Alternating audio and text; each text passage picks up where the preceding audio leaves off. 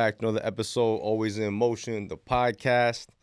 Thanks for joining us. Thanks for tuning in. Got a special guest today. Got the owner of Big Mouth Studios, over 20 years experience in the business. My man James. What up? What up, PoLo? Thank you for coming on the show with me today. That's right. I just stepping in. I know I'm not Samantha. I'm not as good looking, and she got a lot more hair than I do. We only share the guinea thing together. Right? She's really Italian. I'm Italian, there so you we go. share that. We got both big mouths, both of us, but we're ready to go. No, big personality. That's what we love. That's what we love over here, giving us some real talk. So, a couple topics we want to touch on today that I thought was really cool is, owning a studio. I feel like now is very nothing's easy, right? Whatever you do is going to be hard. Sure. But it's more attainable now with the ability to stream. And I wanted you to kind of touch on things, and this is for everyone now, and I'm included. I like to learn from people that have been in it before me.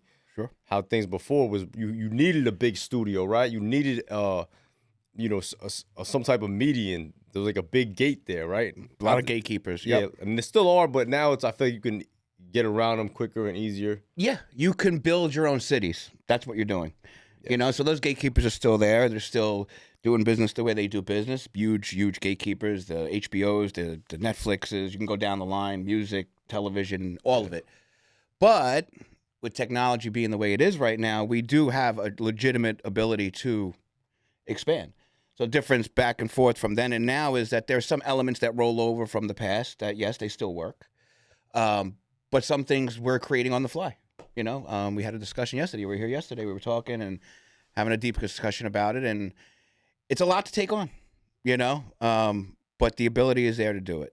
And do you think, that's what I think. I think the ability to just be consistent and putting out work is how you will find your audience, find your rhythm. I think it'll always come through. And even your purpose will come through, just doing it and putting it out there and refining your process.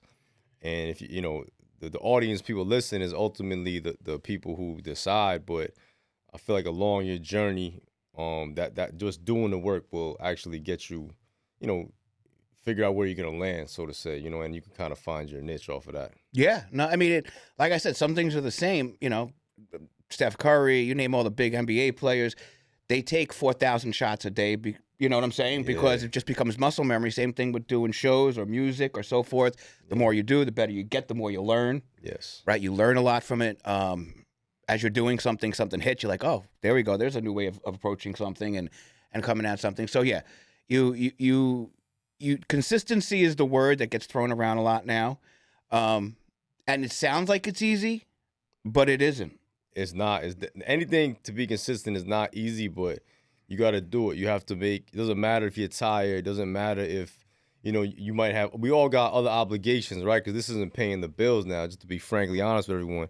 But I'm thankful for every listener and people who like it, comment, share, because it just shows, what can happen. And we are still, looking for ways to monetize this in the right way, through sponsorships, through the distribution.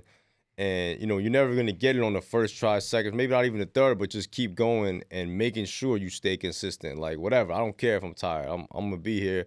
I love talking my shit. I love, engaging with people. And that's why I say, I tell my daughter all the time, you got to just do what you have a passion for. Amen. And you know what I mean? Because then if there's no reason to do it besides if you love it, you're going to do it regardless. So yeah, I mean, like we said, there's some things from the old school that work in the new school. There's an old saying, and I guess this is what they meant back in the day too. Like, the show goes on.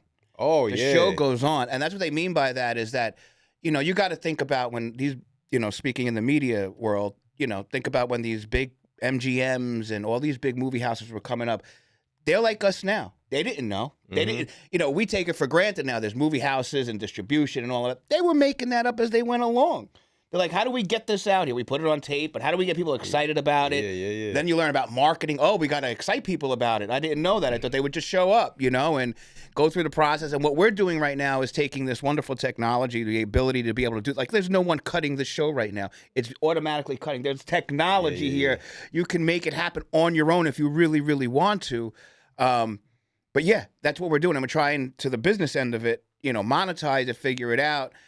And it's funny, you were here yesterday, we were chatting, and I was thinking of, like, yeah, coming up with new names, like, you know, like we're talking about your projects I'm working on, and not necessarily sponsors, and they're not advertisers. And I you know, I'm driving around last night, I'm like, are they media partners? Like, as I'm driving randomly to the gas station to get, you know, cigarettes and buy stuff for the family and whatever, I'm like, these things are going through my head. You know? But that's how you know you really about it. Because when you're an entrepreneur, when you're doing whether I don't care what business it is, if you're not dreaming about it, you're not thinking about it all the time, it's not for you. Yeah. Like, people ask me stuff all the time, like, didn't you ever want to quit? And anything I did, I was always like, man, what else am I going to do? Yeah. I'm not someone who can just do something that... Just for the sake of doing it. I mean, look, if you throw me a bunch of money to do something, I'll probably do it. But realistically, who does that, right? Yeah. So, you're not going to spend your hours and days, you know, working on it. No. That's like hired hitman job. You know, I go in there, I do a thing, get out. But for something that you're trying to build, like you are, like I'm trying to build. And that's why we connected from the moment I seen that passion in you. And I think now it's almost, there's so many people trying to do it, but that's when you got to believe in yourself more and give it that all in. Because I know if it doesn't work, but I gave it my all, I'm okay with that. You know what? And I always, as a business person, entrepreneur, you're always looking at what's going on and seeing. And you're right. Everyone's trying to do it. Yeah. But here's the beautiful thing about the planet we live on. There's 7 billion people. There's something for everyone. There's something for everyone. All right. So you can try and put all your work together here, and you'll try to push it maybe in the local tri-state area. But PoLo, I bet you somewhere in a pocket in Australia, they love what you do, and you just don't even know it yet because they haven't seen it yet. Exactly, you understand what I'm saying? And that goes to the point of you just keep pushing, you keep pushing, you keep pushing. You learn things along the way, right? 7 billion people. You don't need all 7 billion. Nah, you need, you know, a couple thousand, 20,000, 30,000 to like what you do, and you have a business now. And that's the beautiful part about it was the old school way was it was these gatekeepers. It was 5 networks and 6 movie houses, and that's it. That's the only way you could get out there. That's the only way you get through. You know, 6 recording companies, music recording companies. Not the way anymore, man. Like I said, you can carve out a niche for yourself and do very, very well, right? I think the misconception a lot of times too is all we ever hear on the internet or read the news or whatever the case is you hear about the people that pop. Oh, 50 million, 60 million, and everybody sets that as the benchmark, and that's wrong. I believe that 100% because, look, there's people that we don't know that are killing it because we don't really, whatever they're talking about is not interesting to us maybe or not, but like you said, there's something for everyone. Yeah. As a motherfuckers making plants and shit, killing it right now. Go to YouTube one day and get a list of categories of different things. Auto, home and garden, makeup, everything. And then go to YouTube and then go put it in and just put those keywords in there. And look how many podcasts come up for each one of them. And then you'll go and you're like, wow. There's something for everyone. This guy that fixed cars got 100,000 subscribers and they're engaging and they love him and they're talking to him. Who the freak knew? And he's doing it out of his garage in, you know, Oklahoma or something. You know what I'm saying? Like, he found an audience, right? You know what's crazy? So there's this, I took a 2-day acting class one time, right? Okay. In preparations, I knew I was gonna have my movie coming up. So I wanted, I was gonna be on camera, just certain things I wanted to, comedian came kind of naturally, so I can't say nothing. Look at him. But anyway, besides that, there was a girl there, and a lot of people there who had really successful jobs. And I learned from being people who had like polished jobs, and they would freeze up and they were just so worried about like, man, how do I look? Or they'd be embarrassed. I didn't give a fuck. Like, how did you? I'm like, you can't care about what people think. When you on your goal, when you on your mission, nothing's gonna be perfect. From like, I had this girl who been wanting to do a podcast for like almost a year. She'd be sending me typed up notes sometimes and this. What do you think? She has like a newsletter that goes out every week. And I'm like, yo, whatever. Just fucking do it. Just write some shit down on a piece of paper and just do it. So when I showed her this episode, actually the pilot, they were like, wow, it came out pretty good. How did you, And I'm like, I just found someone who had a space that was open and it made it easy. Because the thing about your studio, you make it so easy. That's the goal. To go. And it takes out all the excuses. Yeah. That is by design. Yeah. Right, I've been in this business for a while, and I know what the excuses are, and I still do business. I have my other business, my agency, my social media agency, where I do a lot of video recording, and I see people there. And here's the thing about it too: like a lot of people are not scared of getting in front of the camera. They're not. That doesn't. it's the result of when you're in front of the camera. Like they think their nose is too big. They think their earlobes are too big, right? I don't see it. You don't see it, but they look in the mirror and they see what they see. So that's what causes that for them to act like that. But to the point of you going to acting class, it's funny. You know, I went to act when I was first starting my business, whatever, 15, 16 years ago. Went to an acting class, not so much to learn to acting, just to get fear out of me. Like, because that's the most fearful thing. Like, talking and trying to be somebody else in front of other people that you don't know and make them believe that you're that person. The acting is the acting, whatever. But the ability to just shed that off of you and to be able to do that is something else. And I recommend that to anybody. Even if you don't want to do acting, try it. If you want to be an entrepreneur, because you're going to be in a room with a bunch of people and you're going to have to talk off the cuff. You know what I'm saying? And that kind of helps, you know? Like, oh, I don't give a shit, whatever. It worked. Being an entrepreneur is... I think I was an entrepreneur I know I was born to be it because from day one, you have to just be... I grew up in very uncomfortable areas and situations. So it's like, you need to always be comfortable with being uncomfortable. And when that becomes second nature, the entrepreneurship is a lot easier because it's like, you learn to be yourself at all times and comfortable in your own skin, and no one can hurt you. That's like your best. Yeah, and that's what people fear the most. Like, yo, you know, and you know exactly. quick example. Okay, take The Rock, right? Okay, The Rock was a wrestler, became an actor, superstar, but in every role he's The Rock. Yeah, you know what you're gonna get, right? Yeah, he may not be a Denzel type, but that's cool because he carved out his own. And when I came into that, when I was like, I'm gonna try acting, do a little bit of this. I take roles that I know I can play myself because my ultimate goal is to sell myself through the audio, through the visuals, through the work you get. Well, through the work I put out, I can write, right? So I can write different things. But if it's me on camera, I know what I can pull off. Yep. And I'm comfortable with what I can pull off. If I can't, I'll pass on it. Yeah. So that's... I mean, you're basically explaining that's how hip hop came up. The hip hop was the first cultural movement where you were basically enhancing real life stories. Yeah, really. Right? Everything before that was a kind of scripted, made up. Yeah. Right? But that was the first time the videos were... Hip hop and country music. And country music. You're talking about what's exactly going on in your world. You may embellish it and add on to it and make it more entertaining, but it's coming from real life experiences. Exactly. Yeah. And that is obviously when you're getting in this game and media and entertainment and so forth, it's an easier route to go and it's an easier route to go there as yourself. Yeah, it's much more easier to do anything to be yourself. To be it's not another stress. We have so much stress in our lives already that I tell people all the time, like, you got to just control what you can control, but everything else, leave that shit to God. Like, if you gave it 100%, just, it's going to be work or it's not. What can you do? You can't kill yourself over it. No, God, no. Don't do that. It's not worth it. Nothing's ever that serious that you should be killing yourself over anything, especially in this business. You know what I'm saying? Just have fun with it. It's got to be fun. Yes, and that's the other thing, too. And that's what people forget that. It's got to be fun. But here's the thing now, right? You want to make a life out. You want to make a living out of it. So where it gets confusing sometimes is the crossover from fun to structured to a business model. Yeah. Right? But in the end, But once we get it, all we gotta do is rinse and repeat. That's it. And so for the movies, for example, I learned how to write a movie, and I have a documentary coming out called Filmmaking 101. Okay. It takes in 1 year, I wrote actually less than a year, but I wrote a script. I tested out the script I did with some short films, and then I said I'm gonna shoot a movie. How do I shoot a movie? Someone with no experience. So I just broke it down. What do you need?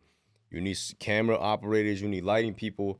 I got finessed a little bit by the first crew I put together. You know, some people finesse me more than others, but it's okay. It's like building a house, right? Yeah, you learn. You learn how much the wood's supposed to be. You learn how much this is supposed to cost, how what order things are supposed to be done in. But now when I learned it, I figured out, I found a distributor. I distributed my movie. It's going to be coming out Tubi in about 90 days. Nice. So check it out. But now we're just waiting for the money to come back, but there's so many people doing that, and the money's not coming back as they want it. So now we go looking at other sides, like how can we use all this stuff we've done as a resume and take that to someone else, whether that's we go direct to the customers, whether we incorporate sponsors, how we talked about, whether it's clothing, lifestyle, whatever fits. You know, that's something where I say we got us, you know, right? Because if you part of the culture, if you part of anything where it's like, yo, we got us, to me is like, if you gotta just grind it up yourself, it's like we all together, we in the same boat. So what's good for me is good for you. So we got us, we might as well do it together because no one's coming to help us. No one. You know? Zero people. Zero Yeah. people give a shit like you're gonna give a shit. Yeah. You know what I'm up. saying? They're not the ones staying up late at night wondering if you could pay yourself this week. You know, if Yeah. you're gonna make the bills and remember, but you love what you do, and that's the key to this. And you know, all due respect to the people that got to work a 9 to 5, and Oh, I tip my hat to y'all because I got my first job. I'm gonna be 40 years old this year. I got my first job this year. This is how I knew I got some game too. Cause you always, I bullshitted my way to a dietitian job. I didn't even know what that was, but you know, I might have made a little fake resume, whatever. Right. I'm working in Brooklyn at this you know, hospital. yeah. First day, I'm like, oh, this shit's serious. They giving me a lab coat, a stethoscope. Yo, I'm like, whoa, this is crazy. They're asking me about medications and how they you know, interact with other shit. And I'm like, man, no, I don't want to, I'm not prescribing anything. I don't want to hurt anybody. Yeah. So I was just deferring to the RNs the whole time. And then I would just kind of walk around. It's a big facility. Well, that says more about their hiring practices than you. Yeah. You know what I'm saying? So I lasted there about 2 weeks. And then I realized when I started breaking down the numbers, I was like, God damn, my $1,500 a week that they were paying me after taxes, gas, commute. I'm like, come on. This is definitely not worth it. And after a while, I just couldn't live in that environment. No. Well, here's the thing. Like, actually, we are in like an entrepreneurial renaissance right now. Yeah. Because of the ability to be able to do so many things in so many places. Just another example. Big thing on TikTok now is social selling. What's social selling? Well, if you're a little bit older, it's QVC on TikTok. Yeah. It's you selling stuff. It is a multi-billion-dollar business. And it's not people that are just selling stuff that they made themselves. They're just wholesaling products. Is that like Whatnot? I just got put on the It's Whatnot. Whatnot. It's like Whatnot. Whatnot is a social selling. That is specifically just for that. On TikTok is driving it, though. They're driving a lot of revenue. There's a place in Santa Monica, California. It's a warehouse, and there's like little studios like this. Oh, no way. And it's just for social selling. We got to get to TikTok. We got to get to if you got a TikTok plug, I got one guy. He a little bit of a gatekeeper. Yeah. But I would love to work with them, and we could just. You know, but that's my Come on, point. There's man. so many ways you can make money now that it's negligent not to pursue it. Yeah. You understand what I'm saying? Where back in the day, it would be a little bit, you get a job, it pays a certain amount of money. That money, when money was worth something Yeah, more. Back in the day, you could be a postman and you could live good. Good, comfortably. My father was a truck driver his whole life. My mother was, an on and off nurse. Coming up, 80s, 90s, whatever, that was enough. I wasn't living like high life, but we were comfortable, living in the Union City still, but we weren't struggling. We've had our hard times or whatever. My point is, those days are over. Right? Yeah, man. And there's so many opportunities, but what scares people is the risk. That's really one of the things that separates an entrepreneur from someone that's not entrepreneurial is that risk factor. And believing in yourself. I think for you, probably for me, and definitely for me, it's like when I never had 9-to-5 job. I never, so I always just fuck it. I never went somewhere and just got a paycheck for being there. Yeah. I always had to figure it out. So while I would love it to be easy, and one day I think something easy is gonna come, I only know the hard way to get it and just grind it out and connect the dots. So it's like people always say it's hard. Everything's hard. Everything is hard. I don't even remember a time in my life that is not hard. I just make it look easy because I'm not gonna mope around about it. I'm gonna be happy and I'm gonna attack it. Yeah. I'm the same way. I come at it from a different angle. I worked my way up the ranks in television, and I got to a point where I made a decision. I could have kept going, and probably right now, if I would have stayed in television, I'd probably making $1 million+ a year as a director and doing that. But I looked at the atmosphere and at the early 2000s, and I could see things. I just didn't want to be part of it. I'm like, and I had an entrepreneurial bug in me my whole life, and I had learned a ton of stuff doing what I did for 6, 7, 8, 9, 10 years in television. I'm like, all right, I'm gonna turn it on myself. And it's been a long journey up to here where we're in Big Mouth Studio now, where I'm doing the full production. It's been some audio there, some camera work there, owning a social media agency. Point is that it's something in you. It's like a calling. You always hear like priests or other people say, well, why did you become a priest? It's a calling. Being an entrepreneur is a calling. It's something that kind of itches at you every night while you're sleeping in your bed. You're like, I need more. I need more. And my wife says the same thing. She's like, you're gonna take this on, you're gonna get it going, and then you're gonna move on to the next. And I go, you're absolutely right. Yeah. It's 100%, because that's what you do, you know. And some people, you know, I was just talking about this the other day.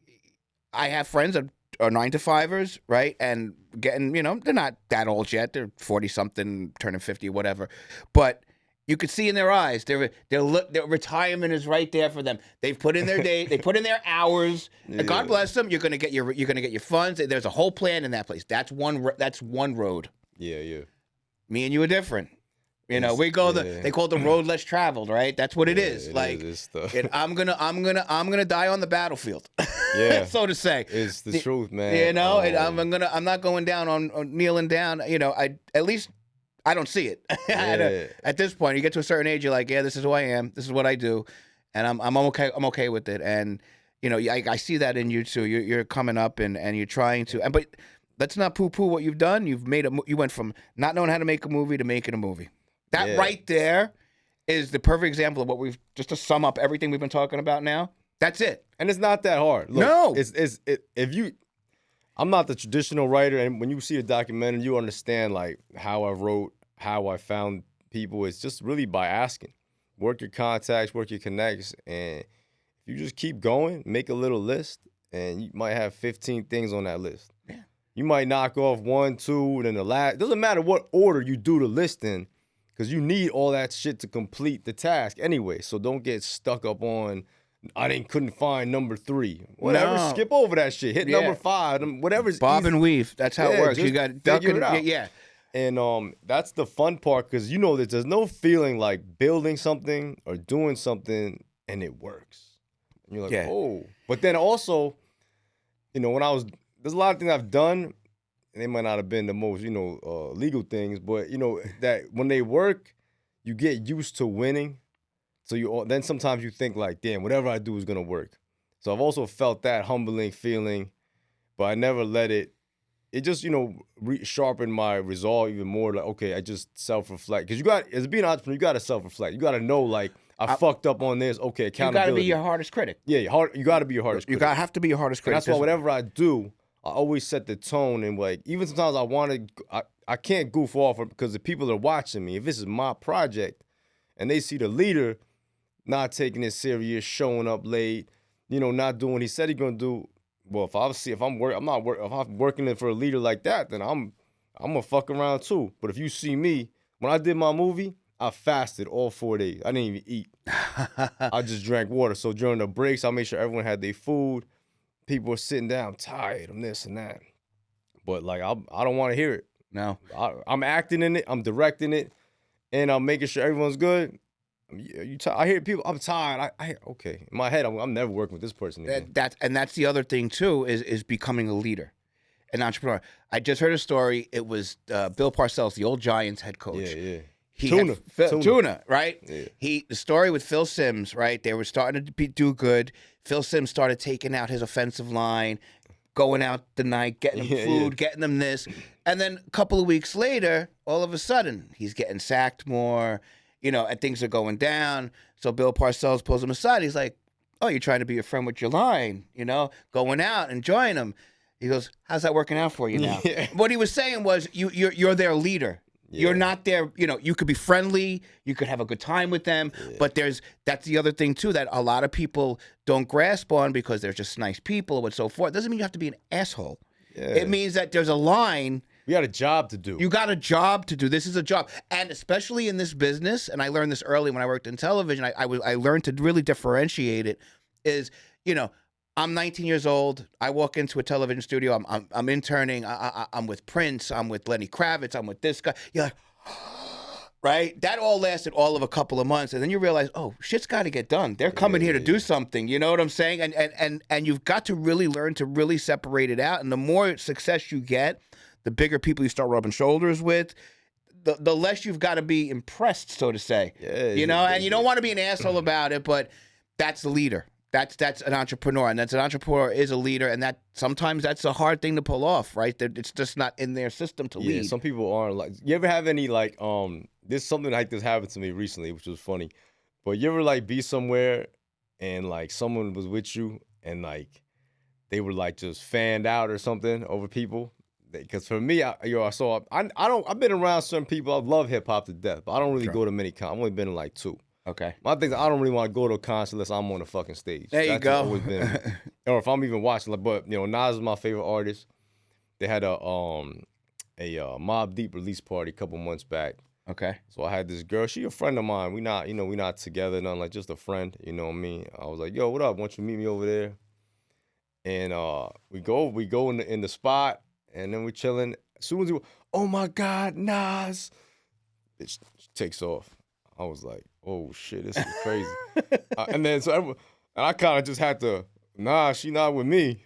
And then I'm about to leave, and she's like, could you give me a ride home? And I was like, nah. She dipped on you for the thing, right? But I mean, she met me there. We weren't together. No, she's just a friend. But I never expected someone to like, yeah, man, be like that. And it was embarrassing. I guess ultimately, like, everybody tries to be modest, like, and myself included. And I hear it in you, and I see a lot of people that come here through Big Mouth Studio, and I respect it. You want to be modest and everything, but when we talk, we have a lot of conversations here about making it, it. I think ultimately when we say that, like, you made a movie by yourself. You made it. You're growing and you're going to get bigger. Yeah. But let's be honest. Making it means getting that reaction to Nas when you walk in somewhere. Because that's what you're looking for. That's what you want. And I'm not saying it as an ego booster. Like, you don't have to absorb it and use it to make yourself feel bigger about yourself. But the fact that there is that reaction is that's what you're going for, right? Oh, that's PoLo's new movie. It's a PoLo production there. You know what I'm saying? You want that. That's what we all want. I mean, would it be? I can't imagine, because that's not really happened to me too many times. And at times it's happened was not because of anything, because it was just for other reasons. But I just want the money. I ain't gonna lie. I just want the money. Well, there's a lot of easy ways to make money. You go work for a bank, man. There's a ton of money there. But I want the money in for me, it's like, look, if I put together a project, if I put together a deal, whether I'm behind the scenes scene, whether I'm in front of the camera, I really much rather would be behind the camera. It just like it just called to me to no one else really wanted to do a lot of this stuff. So I was like, I'll just act it myself. Or let me just go, because you can tell people stuff. But if I show you, I was trying to put a podcast, who wants to be the host? Fuck it, I'm gonna do it. I'm comfortable in front of the camera, but I'm not really like. I think the way it works, like, so Big Mouth Studio came to fruition. I had like a little podcast, news, politics podcast, but I was like, I don't want to do this on my own. And that's why I came. I want other people. I just want to be part of a cast of characters. That said, it's kind of like, think of it like a artist, producer. What kind of producer would you want?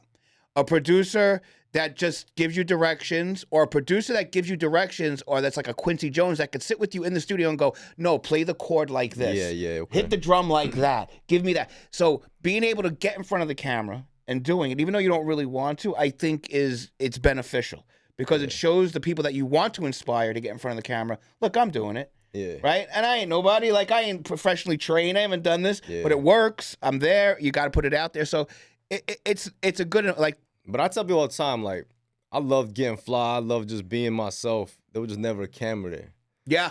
Now it's like, all right, cool. Now you can't go anywhere without a camera. Put it on. I'm with it. But also, like I said, I know what I can pull off. I know what I can't. Yeah. Even for the next film, I'm doing a comedy. I'm not gonna be in that. I'm gonna make a cameo or something maybe. But it's a lot to act in a movie and direct it. It's a lot. Gives you a real appreciation for the ones that do it, and that do it well. Yeah, that's so hard. Now, granted, these bigger productions got 18,000 people working on it. People help, but you can't turn around with somebody giving you a coffee or when it's hour 11 of day 3 or 4. Yeah, and you're by yourself. Everyone's tired, and you're the only person who cares because your money and your film. and people are like, yo, just finish it up. It's good enough. And you gotta just stay calm and say, no, we gotta do that one more time. Yep. And we need a different angle, and it's because it's all on you. So it's you just like anything. If you just stay calm and just relax, you'll get through it. yeah, no, and to your point earlier before though, like you said, like even though you shoot something that's not the best or whatever, every director, every one I've seen interviewed, that are iconic, the Steven Spielbergs, the Christopher Nolans, you go through down the list, and every time they ask, how did you get started in this? You pick up a camera. Don't just do it. Just do it and get into it. And that's what you did. And really after a couple of short films and a movie, and then a couple of short films that led to a movie. Yeah, led to a movie. Come on, man. That's it. And yes, there's day 3 of hour 11, and everybody's like, I'm fucking done with this, man. Once the excitement fades, people go, oh yeah, I want to work on a movie. Yeah. The excitement fades, and then you're like, oh, this is real work. It's real work. It's bro. real work. I need you to go pick that shit up. Hold that umbrella over the cameraman over there. Yeah. Do this, pick up it's a lot of stuff. It's the Everyone has to get perception. fed. It's like I said. It's nothing's easy. Perception versus reality. Perception, how you see things online. In the news. It's glamorous. Oh my God, we gotta talk about that. What's that? There's too many videos that you see on YouTube or Instagram where someone says it could be. Remember those Amazon drop shippings where you're gonna make $10,000 a month by drop. All that shit. None of that shit works, man. None of that shit works. There's no. All these Forex traders you see. Yeah. The one thing I can always tell you, if someone is really successful, they're not teaching you how to do it. No, because they're busy doing what they do, and Yes. they don't need to sell you a course. There's a line: those who can do, those who can't teach. Yeah, that's it. That is no, it. and no knock to the teachers. God bless you, make a living, make your dollars. But when they try to push it like I'm the expert, I know. If you have to tell me you're the expert. You're not the expert. You're not the expert, You're not, bro. You're not, bro. And that's fine. Go make your living. Go make your money. Go live a good life. But but again, and it's funny as an entrepreneur, you pick up that so fast. You call it out in a second. Yeah, you walk in a room, you're like, no, you're bullshit. Yeah, that's a lie, right? Like remember that guy Caesar who was doing those real estate seminar schemes? Yeah. I had a friend of mine. I'm like, bro. I told him the same thing. He goes there, like, I'm gonna invest $100,000. What do you? I'm looking. He's like, it's a contract. It doesn't matter what they put on the contract. Who the fuck gonna give you a 30% return in 6 months? That doesn't make sense. And you never invest cash. I'm like, you giving him $100,000 cash? No.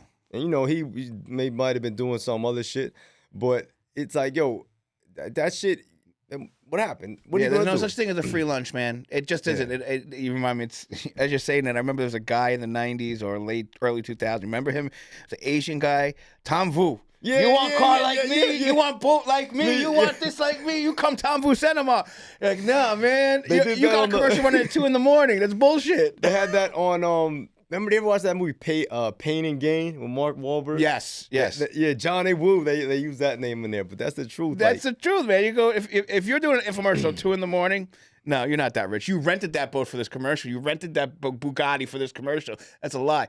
But nothing's easy, man. Instagram is like the new 2 a.m. Infomercial. Oh, except it's 24 hours. All day long. Yeah. Yeah. I mean, the life of an influencer, right, to that point, that's all it is. It's just they know they're great marketers. Influencers are great marketers, right? Like you could have a shit-ass movie, but if you could pull out 7 good clips for a trailer, yeah, that's right. People will be like, wow, this movie's great. The rest of the movie sucks, but that trailer's banging. And partner that with fucking some type of actor, whether it's a C-list, D-list, whatever. Someone that's somewhat known. That's why there's so much garbage, and that's why you have fucking Jurassic Park 15. Because don't let me go down there's that no road. originality, and that's what I'm bringing. So I'm bringing people's real life stories, and I'm really focusing on making more comedies, more feel-good movies.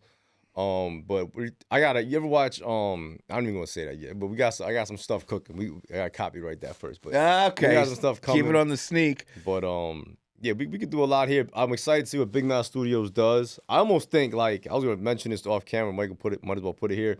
You almost have with a cast of people that you have here. You almost got an SNL. We do. So it's like, that's what I've been working on. Yeah, but so tune in. There's gonna be a lot of great stuff coming out on Big Mouth Studios. Yeah, And, we're one big, crazy, diverse family. Yeah. Everybody's got their own story, like that comes from different angles. You know, all types of lifestyles, just all of it. When you pull it all together, it's entertaining. Yeah. That's what this is, right? You know, it's a reality show, and I hate. It's funny though, like reality shows, they're not real. No, They're not. They're fake.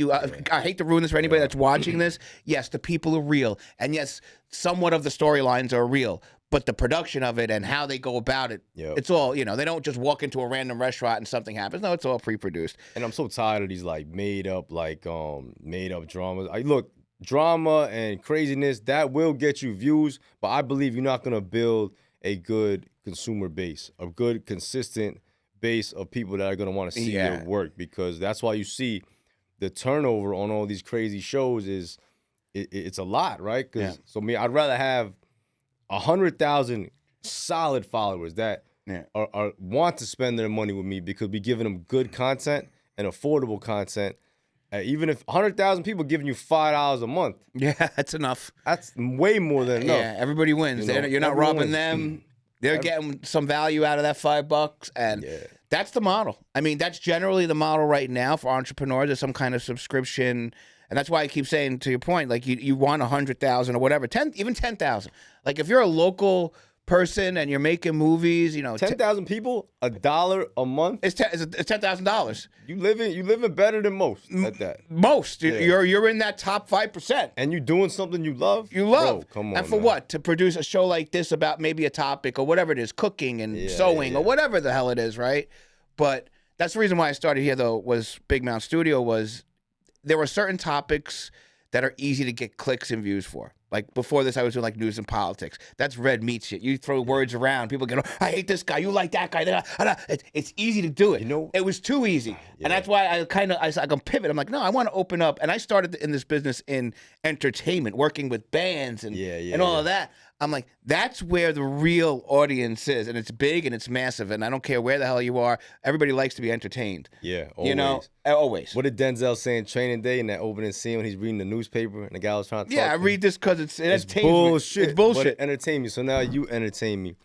But I think that transcended like time was like how politics. I see people with politics who get so like mad about it. Like, and look, some people, for me, for my whole life in general, whoever the president is or whatever, bro, that's above my pay grade. Yeah. Like I'm worrying about.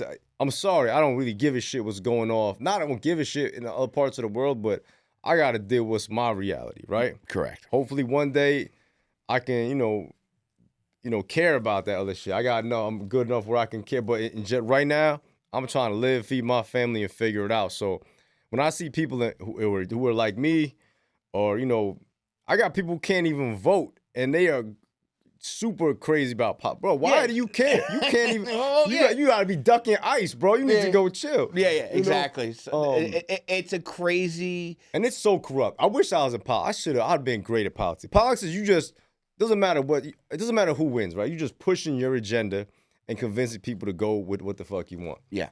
Hudson County too. Hudson County is so corrupt. Oh no. I used to be flipping houses. Man, these people over here. I always tell the story, in the late 90s, early 2000s, there was a course in UCLA, true story, called Union City Politics. It's a town I'm from. This is where Big Mouth Studio is. And it was a course in political corruption. Yeah. It was teaching you how it works, how it functions, that they were educating people. So, you know, we come from an area, but that being said, you know, there are some good ones. There's some bad ones. You know what I'm saying? There's some, but the point is, from like a media standpoint, it's easy to, like I said, to get people, to get views and clicks and clout or whatever the hell you want to call it off of it. The extreme, and this goes for any, not just politics, just FYI, any extreme part of a subject matter online will get you that. Yeah. Well, if you can do it in the middle, where it kind of appeals to everybody, that's the hard part. That's the way it goes. That's Let me drop a real fact about this. All right, so when I did a good amount of real estate flipping homes in Jersey City and Hudson County.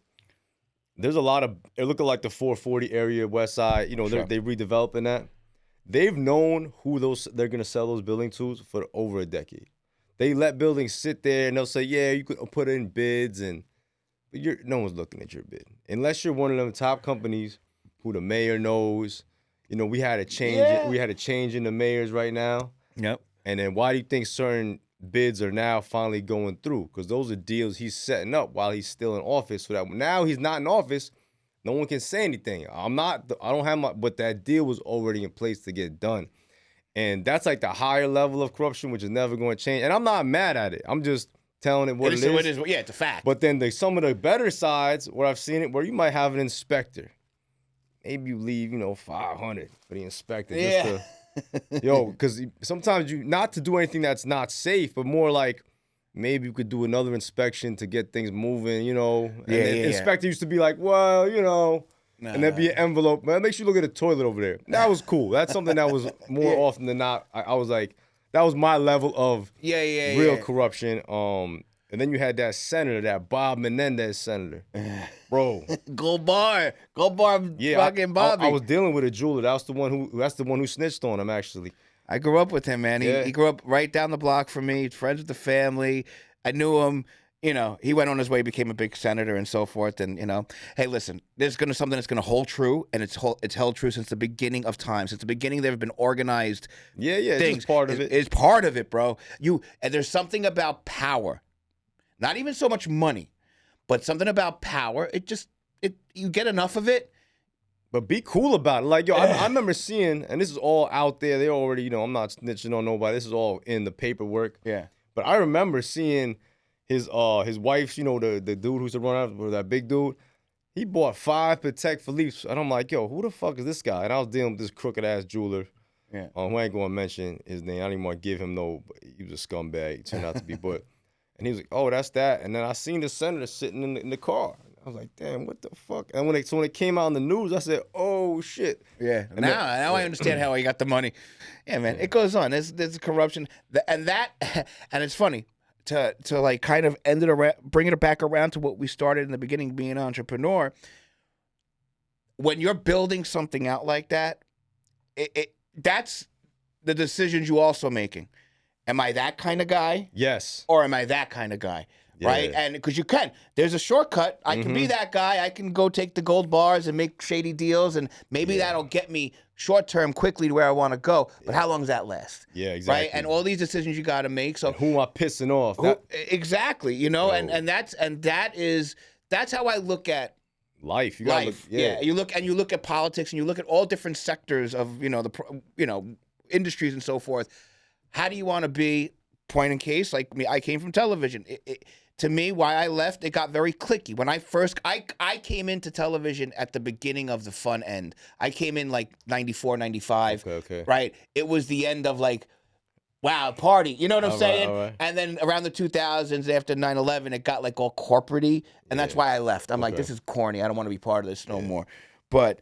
that's a big decision. That's what's up, man. It just says a lot about your character, because well, I mean, you just don't. It's character in the sense like this is fake. I'll be honest with you. This is corny ass mothers. People are getting corny. To keep it simple, it was getting corny. I don't want to be a part of that. It's hard to pretend. And this and that. I go, yo, we're making TV shows. This is fun. When I first got into the industry, it was like that. Everybody knew this is fun. They did their job professionally.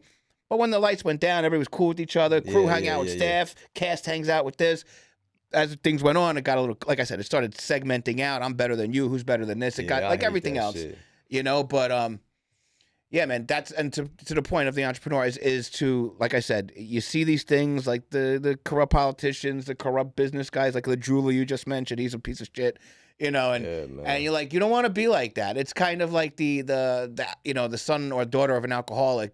Most of the time aren't alcoholics, because sometimes obviously they fall into it, but a lot of times they push it back. They're like, I don't want anything to do with that shit. I ruined my life, ruined his life. It's how you I've met a lot of people who had a lot of money, and this is why I always say, look, money is super important. We need it to live, but there comes a point when you like, bro, there's no reason to do people wrong sometimes, because it's like, what you got to be able to just enjoy your shit, enjoy the moment, and be a good person goes a long way, because you nothing bad lasts forever, right? Nothing good lasts forever. You're never always gonna be at top. Yep. So if you on top and you like a dictator, bro, you better pray to God that you know something. You never fall. Like, that's what I feel like. You got to be humble because to a point, right? Not to let people walk on you, but you got to be humble because life will humble you way harder than anything else. Yep. So you know, That's it. They say be good to the people you meet on the going up because they're the same people you're gonna meet going down. be the same, man. You know That's what why, I'm saying? Like you be gotta, be good regardless of where you are in the status. You know, oh look at me, I'm worth this much now. Yeah, that's great. That's what's corny to me too. So like, you know, I used to had a barbershop at one point in time. You know, I used to be there, and then I used to see people come in there looking nice car, jewelry, but they'd be so cheap. And I used to be like, man, like if you look in a certain way, take care of the people who taking care of you. You know, because it's a service industry. Whether you're going out to eat, leave a nice tip. You know, don't have to be the biggest, but leave something nice.